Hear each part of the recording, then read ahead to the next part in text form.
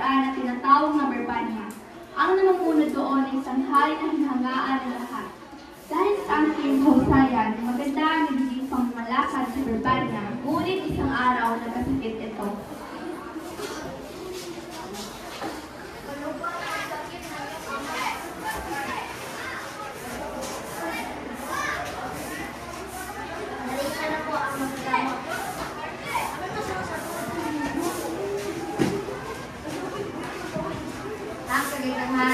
At isinan. May lunas mo ba ang kanyang karamdaman? Huwag kayo mag-alala mga laliste. May gamot na magpapagaling sa hari. Kailangan niya makasugahan sa hari at ibong madara. Saan po rin nakikita ang ibong ito? Nakira ito sa ulos na po. Nakikita niyo ito sa ibong pagkakita ko na Pedro sa tatakang na.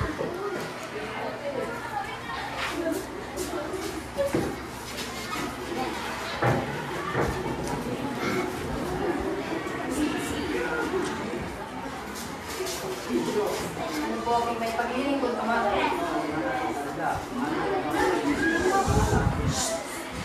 Isa po itong malaking karangalan na naman.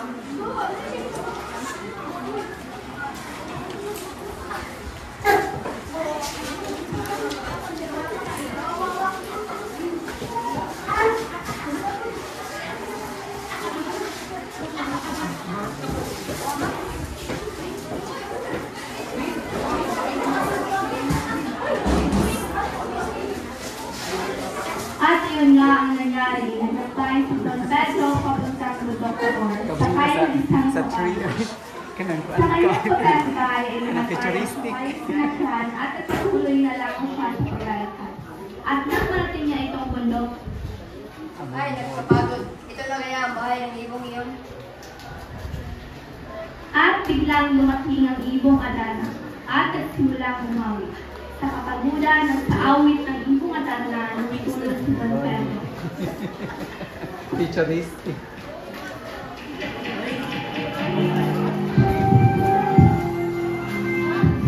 Colorful kayong kuang. Ang pakong ni Buladard.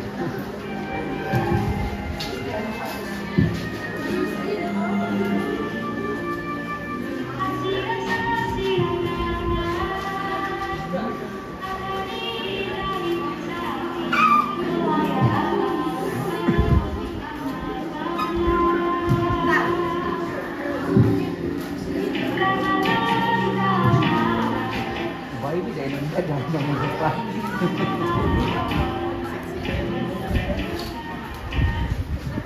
Ang ibon ay huminto sa pag-aawit, ngunit may ugaling pagbabawas pagkatapos ng kanyang magandang tinig.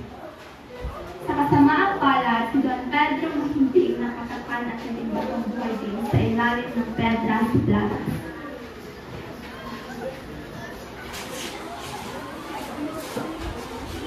Sa hindi pagbalik ni Don Pedro, nagkagulo ang buong Barbania at ang ipinagdala naman ay si Don Diego.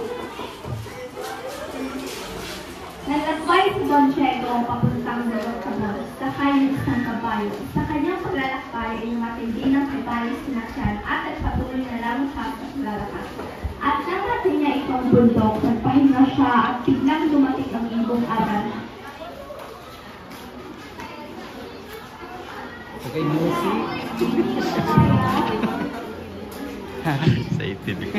Excited kayo mo pa ng yung madar na wapay music. Oo, gani.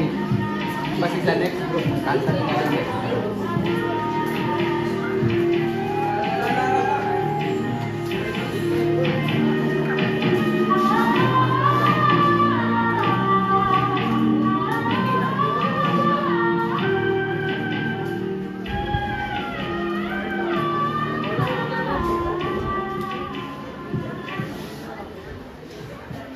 Kaparehong kapalaran ng sinapit ng mga kapatid, nakinig ng awit at siya'y napakimbing, at sa pagkakimbing ay naging batong buhay din.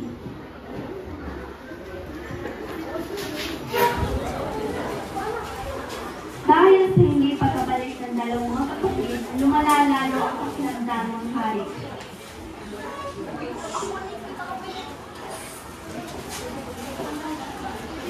Ama, nais ko kayong umalis. Maaari ko ba akong bayaran pumunta sa karoon upang muliin ang ibon at hanapin ang aking mga kapatid? mas okay siya mas tuloy at matulog ka hari. Matulog ka hari ba siya? Ngunit Ama, ang mas makita sa ganyan ay mas mahirap para sa akin. Patawarin niyo po ako, Ama. Ngunit tumugin niyo ako payagan. Ako'y lalos na lamang nalabag sa iyong kalooban.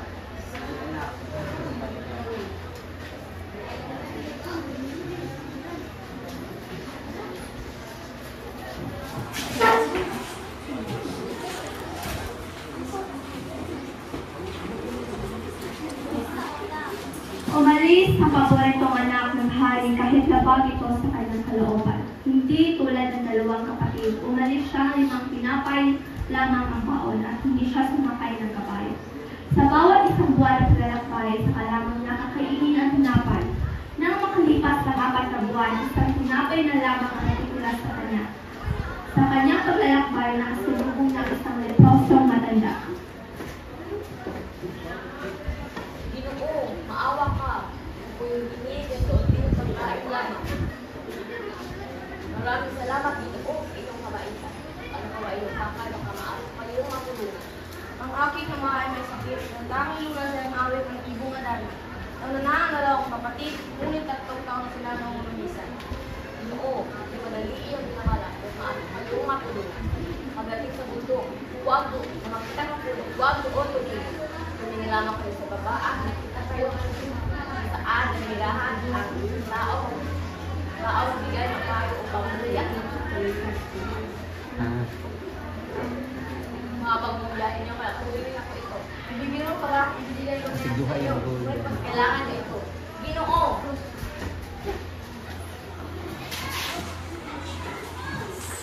Nang marating ni Don Juan ang bundok Tabor, nakita niya ang sinabi ng leprosong matanda sa kanya. Nakita niya ang kubo at ang tungo doon.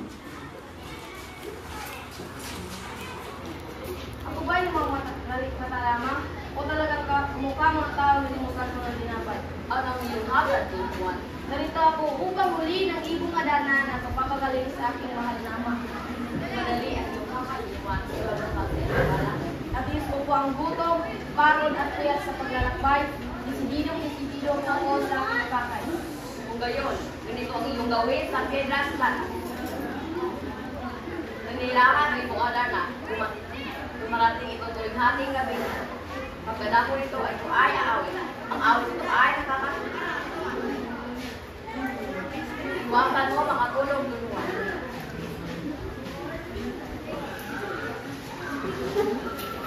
Ito ang abaha pagdaya. Siwain ay ng balat at patakanan daya. Tuwing ang gapo ay mawala.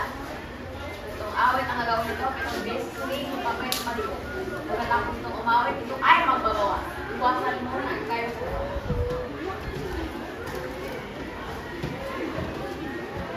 Itali mo siya gamit ito.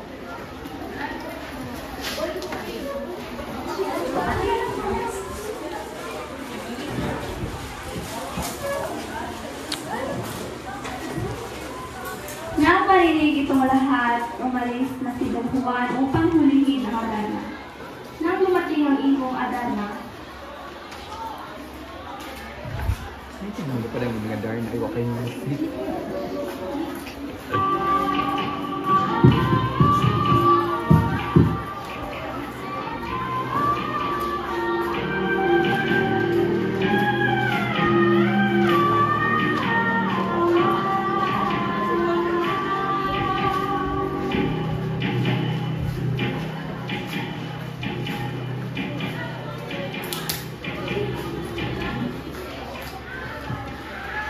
sa bawat kanta, sinusukatan ng sarili ni Don Juan.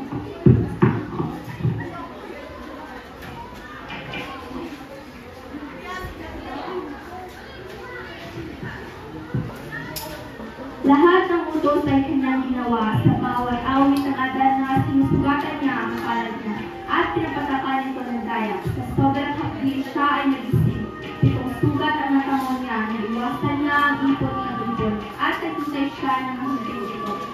Sa pagkahimbing ng ibon ay pinalian niya ito at ipinakita sa ermitanyo.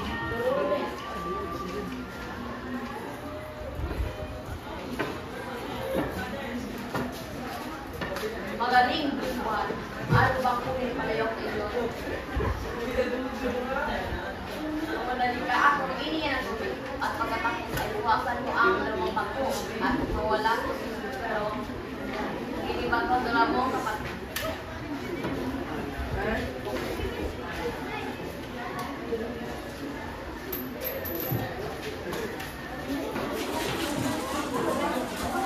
Iyon nga ang ginawa ni Don Juan na tao muli si Don Pedro at Don Diego.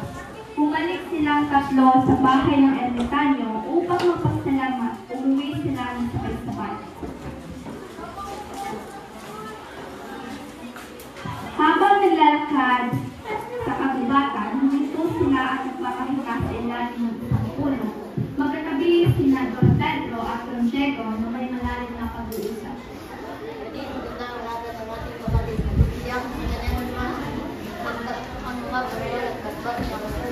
Oo nga, sino nga kuya, wala tayong mga doon piniguan sa ating at kumayan ang mga niya. Bakit hindi nyo naman natin siya, patayin niya sa ating mga kapag-paspas niya mga. Ayun ka na ba kuya, sa kilin ng kapatid, ay kapatid ko. Hindi ko ba naiinit sa kanya? Tingnan mo, paborito siya niya mo. Ngayon na sa kanya naman, karangalan. Hindi kuya, kali ito, magkakapatid tayo. Masama ako patay, pati kasi natin siya ng bulan. Alam mo kuya, hindi ako masama dyan, magulang-ulalan na lamang ako.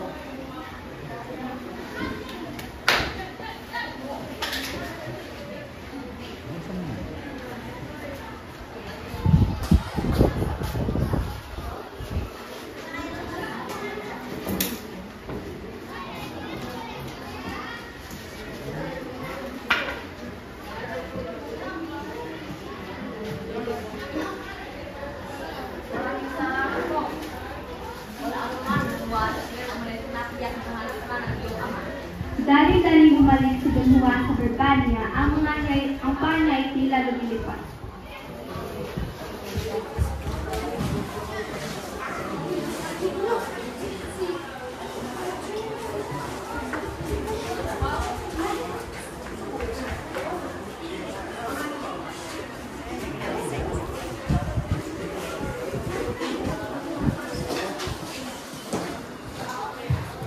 Noong dumating si Don Diego at Don Pedro, inilagay nila ang ibon sa tabi ng kanilang ama.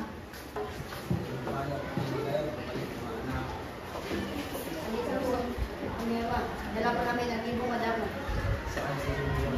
Hindi po namin alam ama. Pipilitin ni Don Pedro at Don Diego na umawit ang ibong Adarna at kahit anong gawin nila ay ayaw nitong umawit. Ngunit biglang dumating si Don Juan. Ama, nandito na po ako.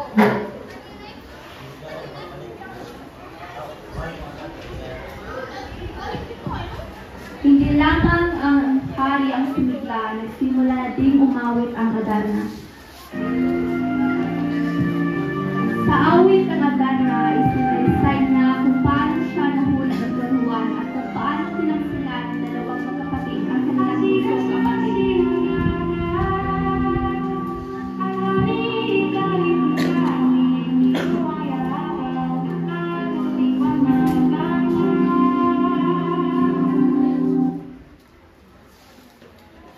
Anong ginawa niyo sa inyong kapatid? Bakit nagkaganon? Dapat sa kayong dalawa ay mahalan. Puros kayong dalawa ay mga taksil. Ama, tawag ka. Anak ko pa rin po sila. Sila po'y mapatawad kung ako na po muli na mapatawaran para sa kanila. Kung iyon ay iyong nais na patawarin, hindi sila. Aking tatlong anak, isa pang pagkakataon, nais kong ipagawa sa inyo. Pagkibantay naman ang ibon. Opo, Ama.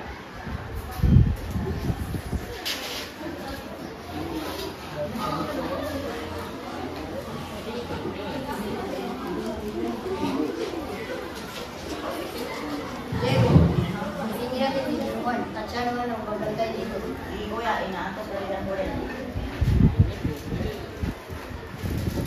Juan, bumising ka. Ano ba nga, matay doon.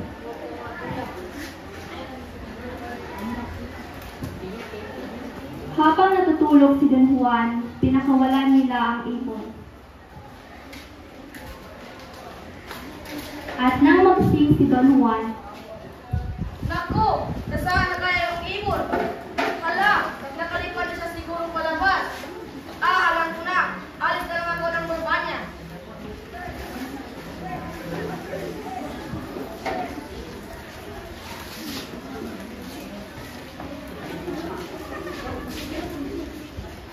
Pedro, Don Diego, Don Juan, nasaan kayo? At nasaan ang ibon? Bakit? Bakit parang galit na galit ka? Ang ibon ay nawala. Hindi ko namin alam, Ama. Sinusunod ko ang nabantay kagabi. Nasaan si Don Juan? Hindi ko namin alam, Ama. Walang siya dito sa loob ng harian. Hanapin niyo siya, magmadali kayo at hanapin niyo siya.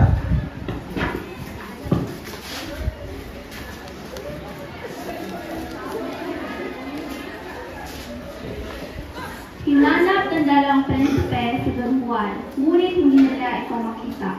Nahalubog na nila ang mga malapit na pook sa kanilang kaharian, maliban sa bundok Armenia, na buong buhay nila ay hindi pa nila narating. Nang marating na nila ito, nabighanin sila sa kagandahan ng mga tanawin. Ang mga puno ay naghumantik sa bunga at parang luwagang nawawala ang kanilang mga problema. Sa di kalayuan, nakita ng dalawang prinsipe si Don Juan. Diego, si Don Juan. Saan? Kayo ko.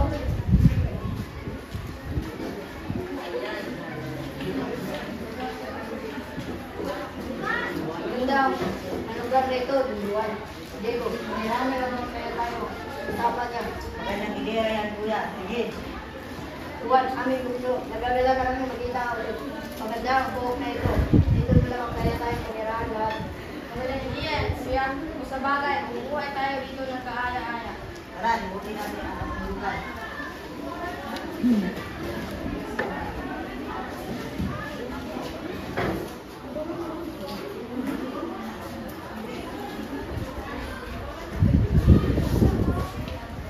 Mga kapatid, tingnan nyo.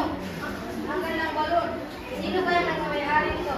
Buti rin ay nag-ari ng malong yan. Wala namang malapit na bahay sa aming paligid.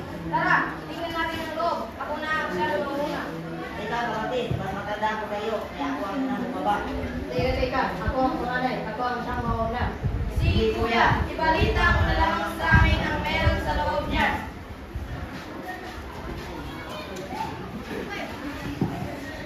Pagkalipas ng ilang minuto, bumalik si Don Pedro. Kuya, anong meron doon? Kuya, ba't parang mumutla ka? Madilim, ibang napakalalim ng balon. Hindi ko narating ang ilalim. Ngayon, ako naman ang bababa.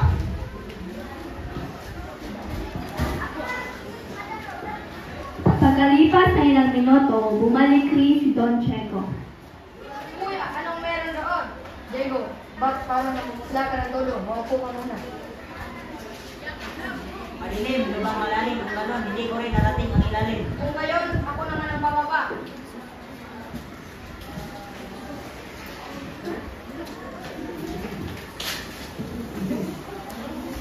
Si Don Juan lamang ang nakarating sa pinakailalim ng balon. Ang dalawang kapatid niya ay nakadama ng pagkabiko. Sa ilalim ng balon ay mayroong kaharian. Isang kaharian na kaganda-ganda.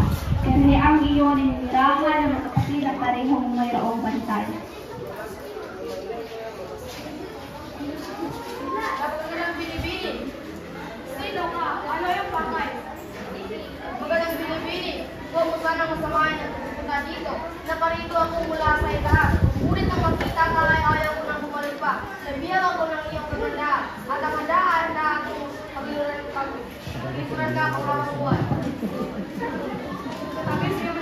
Dawi kayo siya, dandagan kayo siyang gi-memorize. Wala prinsesa, ang buhay ko ay ikaw. Anong saya-saya ko nito ang aking buhay kung sabihin lamang naman sa pagpita? Kung gayon din lamang naman, ako'y patayin mo na lamang. Tanggapin mo ang aking puso. Ang puso ay naglaho ng pagkasil sa iyong mga pagkakasil, hindi ko yan magagawa sa aking pinatamang mahal. Wana, saan ang halian mo? Sino ka? Aba, Wana, mukhang masarap ang inahin mo. Wala prinsesa, magtago ka. At naglaban-laban si Don Juan at ang higante. Napatay si Don Juan ang higante.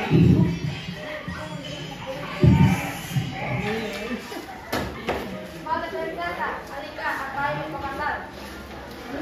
Kasi, pinipilagay mo na ang kapatid ko, dito ka pwede iwan. Nasaan siya at susundin ko? Hindi yan, wala naman pinahulog ko. Tulad ko, masakit ko ay mayroong bantay. Patay niya ay mas mayroong kapatay. Ito ang ulo ng ahas. Kahit mga ito ay patay mo, tuko at tuko pa rin. Wala akong ibang makan, hala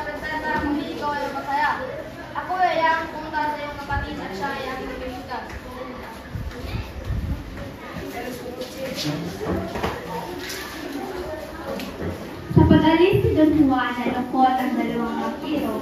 Pagdating ni Don Juan sa palasyong kinalalagyan ni Prinsesa Leonora, nabihag ito ng kanyang kagandahan. Tila ba nakalimutan na ang isang minamahal. Sa pagdalang binibini, sino ka? Bakit ka nakarito? Patawarin niyo ako sa pagkapangasal, ngunit narito ako upang kayo ay panghiburan. Oo, hindi mo po ba nalalaman ang buwan kung ano ang namin dahil sa serpente na gamatay sa akin? Panganib pa na namin harapin, kung ito nga talaga ang aking kapalaran, wala na akong ibang magagawa, kundi tanggapin ito ng walang lupa.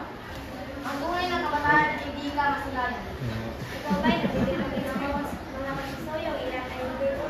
Ikaw na ay lumalayo-layo pagkat hindi kita kailangan. Buwan mo ay masasayang lamang. Mahal na prinsesa, huwag ka nang magalit sa akin. Kamatayan na naman kung ang pinawalay sa iyo. Ikaw na sa humatol sa aking buhay at pagkakata na akong makay sa iyong mga kamay. Ito ang bote na magpapatay sa serpente na aking bagay. Galingan mo at ako'y balikan.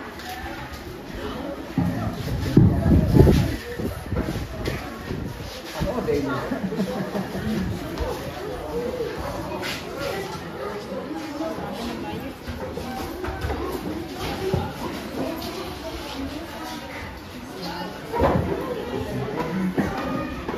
Sinalapay ni Don Juan ang asal sa kantay ng prinsesa.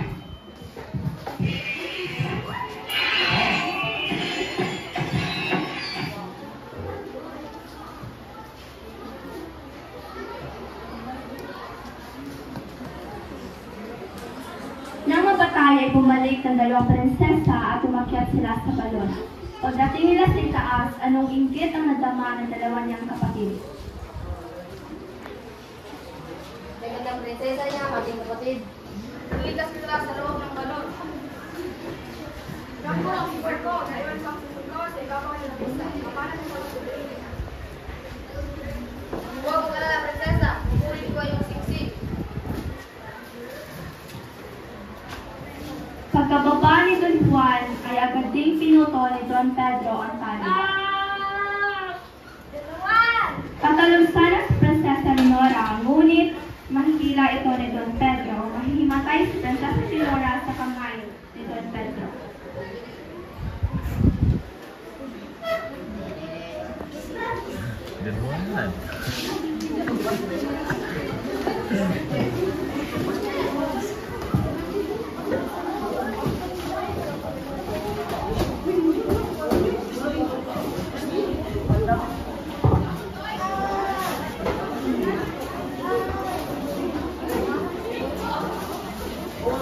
Umuwi ng Urbania ang dalawang magkapatid. Doon ikinasal si Prinsesa Juana kay Don Diego. Ayaw naman magpakasal ng kapatid niya si Leonora kay Don Pedro dahil ang mahal na talaga ay si Don Juan Mira.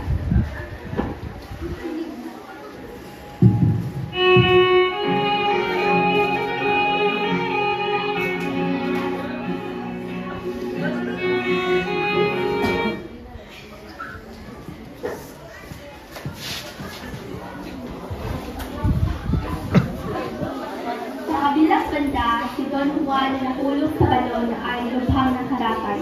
Pinagaling ng mahiwagang lobo na alaga ng Prinsesa Leonora. At sa wakas, nagsimulang maglakbay si Don Juan. Pauwi at sa paglakbay ay may nasalubong 1,000 marikit ang sa kanya ay lumapit. Magandang tinig nito ay ipinalapit. Mahal ng Pedro, gano'n natin nawalay sa isa't isa. Ang likaya ang karma. Pag-ikat kami sila, ako hindi dahil ganyan. Dalawang kapatid, nais na ipinili. Mabuting kaula lamang bilang pinsan at pinagkulat ng kaipinabalak. Ang kapangandaan ay tunay ko yung magagawa. Kaya nararapat silang hanapin ang kaligayahan. Ngayon ang naluting sa dulang pag-ibig. Pagdating sa dalawang magandang pinipinig, gantay ng luwan sa reho ng Nilos Fiscal. Pinakiga ni Don Juan ang wita ng ibon at nagtungo nga sa Nilos Fiscal.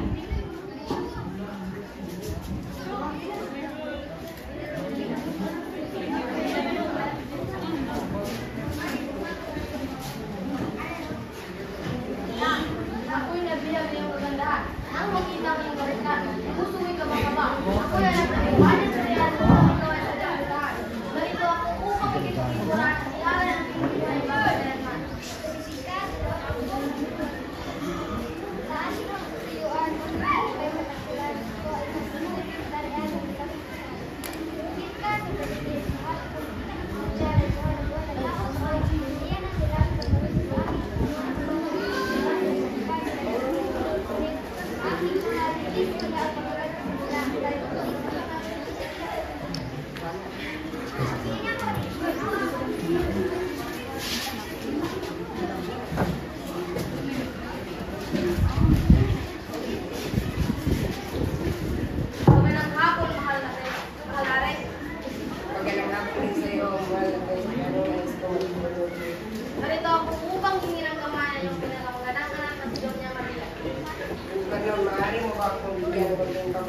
Lahat ay magsunod para sa mga lahat.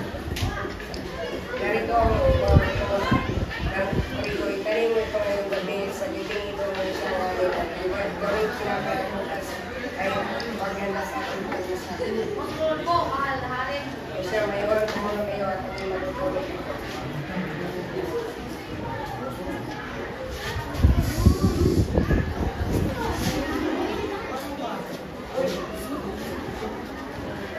Dahil sa talentong hikaplangka ng prinsesa, nagawa nito ang pinapagawa ng hari.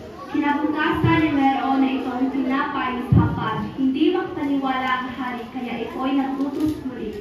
Lahat ng utos ay napagkasumpayan ni Don Juan, at walang nagawa ang hari kundi ibigay ang kamay ng kanyang mahal na anak. Ngunit paalis pa lamang ang dalawa na magbago ang isip ng hari at hinabot sila. Tumakas ang dalawa at nagpagubatan patungo sa Britanya.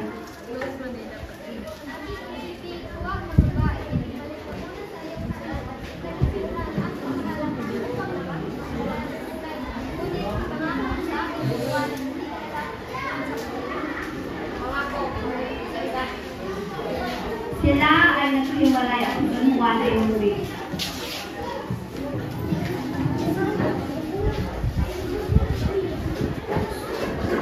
Natuwa ang buong kaharian sa kanyang pagdating, lalo na si Leonora na nag-aasay sa kanya ng 7 taon. At habang masaya naghahapunan si Don Pedro, Don Diego, Don Juan, Prinsesa Leonora at Prinsesa Juana, Haring Fernando at Reyna Valeriana.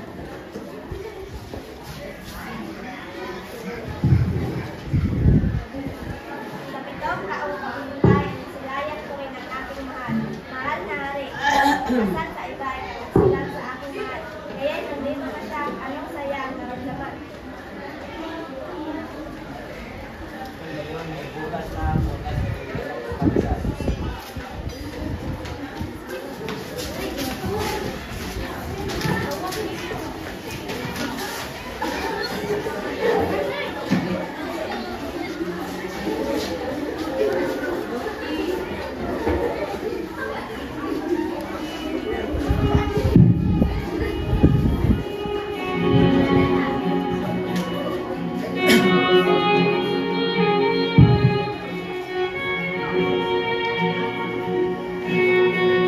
Sa gitna ng kasalan ay biglang dumating si Prinsesa Leonora. Sandali lamang, meron ang mundo sa iyong kasal. Ilalabas ang isang negro at isang negra at nagsasayaw ang mga ito. Kay nagsayaw ang nangyari kay Dona Maria at kay Don Juan. Pagkatapos silang sumayaw ay yakapin ng Don si Doña Maria at silang dalawa ay kasal. Doña Maria, ang buhay mo mahal, halika tayo magpakasal.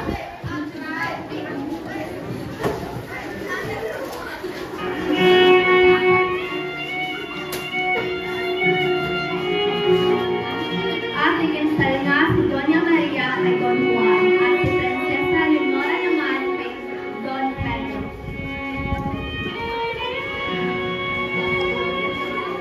Si Don Pedro at Prinsesa Leonora naman ay nakatuluyan at nagmana ng Britanya at si Don Juan at Doña Maria naman ay naglulong sa Reino de los Cristales. At dito nagtatapos ang kwento ng Ebong Agad.